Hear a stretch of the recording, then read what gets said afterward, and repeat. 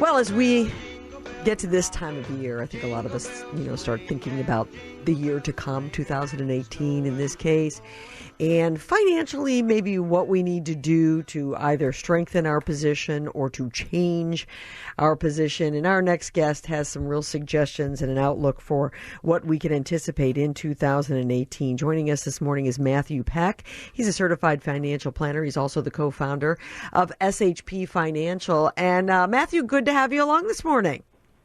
Absolutely. Good morning, Kim, and happy Merry Christmas and happy holidays to everybody. Thank you, sir, very, very much. Isn't it true at this time of year we all sort of, look back and see how we did and look forward to kind of determine what's coming up? Let's start with looking forward, because I think really at this stage of the game that's the most important for people. What is your outlook when you start thinking about 2018 when it comes to finances for folks? Well, Kim, in general, it's a very positive outlook. I mean, what's amazing is, the news is dominated by things that are very, very shiny and very sort of all the drama that's happening in Washington, D.C. But meanwhile, 99% of us wake up every day, go to our jobs, go shopping, pay our bills, et cetera. And what I mean by that, Kim, is that that's the overall economy.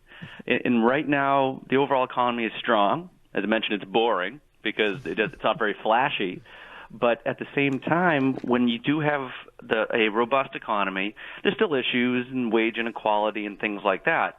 But underlying or with the robust economy, that just underlies the entire market, which should continue to go into 2018.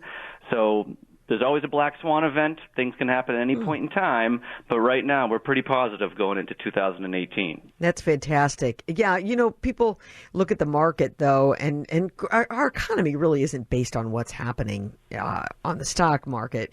But having said that, because I think a lot of people would say, if that's the case, then why am I struggling at my house looking at the market? But having said that, Matt, what do you think is going to happen with the market? Because everybody's talking about the fact that there's got to be a correction at some point.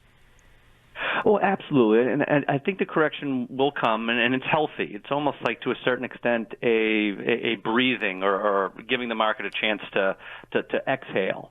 But that being said, it more likely is going to be a buying opportunity. What really scares financial planners like myself are recessions and bear markets. And bear markets are a loss of anywhere between 20 to 30%, and it's an extended. It's long-term pain. It's a year of pain, potentially 2 years of pain, whereas a correction is usually corrects itself in 3 to 6 months. Mm-hmm. So thankfully, most economists do not see a recession coming, and that's what we're really scared about. So sure. A correction's more natural. It's more of just as I mentioned, a breather, where and that should happen. That can happen at any point in time. But a bear market, extended time, extended pain, that's something that we don't necessarily see coming soon. Of course, knock on any wood that you see. Right. We never know really what we see coming, do we? But one thing we do know is that it looks like there's going to be a new tax plan implemented in 2018 because this week they're going to be voting in Washington. Have you had a chance to take a look at it? What do you think? How are you feeling about it? Again, I mean, it's a mixed bag. There are winners and losers, so as a, Northeast guy who owns a property and sort of I was taking advantage of some of those itemized deductions, such as the state and local income tax that we pay.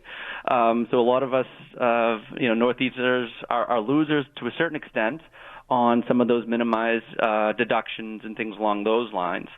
At the same point, the lowering of the corporate tax rate is a very positive thing for our overall economy. I mean, think about all of the small businesses, and I'm a small business owner myself, but think of all the small businesses out there that do not have the legions of attorneys and CPAs that can handle an extremely complicated tax code to kind of lower their own tax level. So now you have all of these guys that don't need to spend time. They could pay their 21% to the feds, and then spend a majority of their time or that extra money either A, investing in their business, or B, now they don't have to necessarily waste that time figuring out the tax code. So some of the simplifications of it, I'm very, very excited about. Although, as I mentioned, some of the itemized deductions aren't going to help everybody right. either. Well, you really have an interesting perspective because you are looking at it as a small business owner, but also from your personal point of view. And I think you're so right in that there's going to be winners and there's going to be losers. We hope just overall this is a positive thing for the country. Oh, absolutely. And I think in general, I am concerned about the deficit. I am concerned the fact that they are talking about $1.5 trillion on top of the deficit. And long term, it is something that they're going to eventually address. I mean, they've been talking about addressing this deficit forever, apparently. But that being said, having a more competitive corporate tax rate, having a simplified or a more simplified tax code itself, those are all things that I think most Americans can rejoice about. Sure. Hey, Matthew, tell everybody about SHP Financial, will you? Oh, absolutely. We build individual retirement plans for people, incorporating their income, whether it's Social Security and pensions, their investments, dividends, et cetera, tax planning, kind of everything we're talking about here, healthcare, and then legacy, such as estate planning and making sure that we efficiently transfer wealth to the next generation. Fantastic. People for 2018, are they starting to come in, starting to see you? A lot of people maybe getting ready to retire or just getting that much closer to it in 2018. Can people come in and see you guys? Absolutely. And in speaking of the market being where it is, it's a great time to take some of those gains off the table, really make sure that you are well positioned to, moving forward and that your portfolio is matching your time frame. Sure. And if you're about to retire, let's make sure you're ready. Make sure your portfolio matches that time frame. Yeah, you bet. How do people get hold of you? They can certainly reach out to us, on the World Wide Web any point in time, and that's just shpfinancial.com. Fantastic, Matt. I hope you have a great end of the year, and I hope 2018 starts out with a bang, both for you personally and for SHP Financial. Oh, thank you so much, Kim. I really appreciate it. Great to chat with you today.